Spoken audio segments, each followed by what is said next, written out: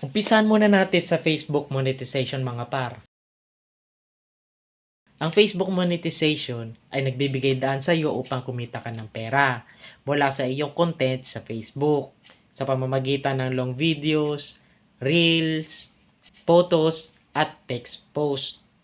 Maaari mong gamitin ang Facebook account mo o ang Facebook page mo. Kung wala ka namang Facebook page at meron ka namang Facebook account, ay maaari mo namang gamitin. Basta hindi lang siya nakalock. Dahil ite-turn on mo ang professional mode. Dahil hindi mo mate-turn on ang professional mode kung ang profile account mo ay nakalock. Una, syempre dapat may Facebook account ka. Depende naman sa'yo kung ano ang gagamitin mo. Kung ang Facebook account mo o gagawa ka ng Facebook page. Tulad nga na sinabi ko kanina, dapat ang profile account mo ay hindi nakalock kung ang gagamitin mo ay ang profile account mo. Dapat naka-public ang audience sa settings mo. Nang sa ganon, pag gumawa ka ng content ay mas maraming makakakita sa gagawin mo. Dati, maraming monetization tools. May ads on reels, in-stream ads, may live videos para sa live videos, may stars, tapos mayroon ding yung performance bonuses. Sa ngayon ay meron pa rin namang monetization tools. Kaso, pag nag-setup ka, hindi ka makapag-setup. Pag hindi ka nakapag-setup, hindi mo rin siya maisasubmit. Dahil nag-update na nga si Meta noong October 2024 at ito yung content monetization beta. Ang content monetization beta ay nagbibigay daan sa mga content creators na kumita ng pera sa pamamagitan ng kanilang content sa Facebook mula sa kanilang longer videos, reels, photos, at text post. All-in-one to mga par. Ibig sabihin ka, once na ma-monetize ka, isang beses ka lang ma-monetize. At yun ay para na sa lahat. Pero for invitation only lang to mga par. Kung eligible na kayo, may magno-notify sa inyo para sa setup ng inyong account. Para magamit nyo na yung content monetization beta. Facebook, Meta Channel, Meta Business, at professional dashboard lamang ang magno-notify sa inyo. At kung hindi naman kayo nakakasigurado na tunay yun, pwede kayo pumunta ng monetization tools at doon nyo tignan.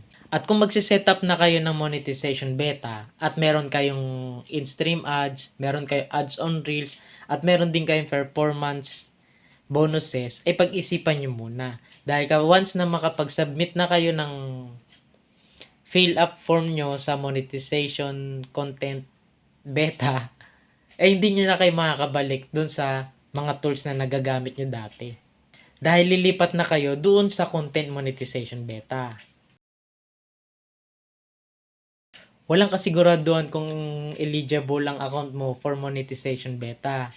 Pero kung interesado ka, pwede kang mag-fill up sa kanila ng form. May fill upan ka, tas isasubmit mo sa kanila. Pumunta ka lamang dito sa link na to. Pag nandito na kayo, click nyo lang yung I'm interested. Tapos pag na-click nyo na yung I'm interested, scroll down nyo lang. Tapos may makikita kayo dyan email address, Facebook na gusto nyong maimbitahan. Tapos meron doon sa baba nun, meron kayong makikitang other social media accounts. Pero ang ilalagay nyo lang doon sa Facebook account ay yung URL ng Facebook account nyo na gusto nyong maimbitahan. Tapos doon sa other social media account, URL lang din ang ilalagay nyo. Pero pag nilagay nyo yung URL doon sa other accounts, kunwari, meron pa kayo 3 accounts. Isang linya ng URL, tapos quit, comma, tapos other account nyo ulit. Kung ilan ang account nyo, yun ang ilalagay nyo. Lalagay nyo lang siya ng quit. Pero hindi ibig sabihin na once na nakapag-fill up kayo dyan at naisubmit nyo na, ay magkakaroon agad kayo ng invitation kasi meron din yung criteria. Pero hindi lang nakalagay kung anong criteria ang kailangan mong ma-meet para maimbitahan ka nila for content monetization beta. Isa lang naman ang paraan dyan eh. Na para ma-monetize ka sa content monetization beta. Yun ay mag-post ka lang lagi ng long videos, reels, photos, tsaka mag-post ka rin ng mga text post. Kahit ano ilagay mo, about sa sarili mo, ganun. At ang pinaka-importante, yung pakipag-engage mo doon sa mga ibang content creator.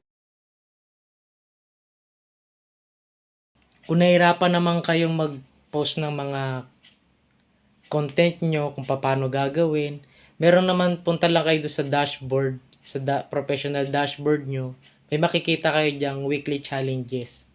Gawin nyo yan every week. Kapag ginagawa nyo yan, pilitin yung tapusin. Pero syempre, bukod dun sa weekly challenges, kasi sa akin kasi tuwing nag-weekly challenges ako, wala kang makikitang for longer videos.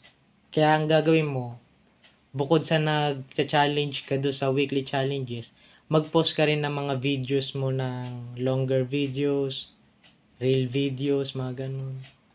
At pinakahuli, syempre huwag kayong hihinto. Once na huminto kayo dyan ng ilang buwan, mag-i-stop yung pakikipag-engage, yung bababa ng bababa. So, maging sayang lang.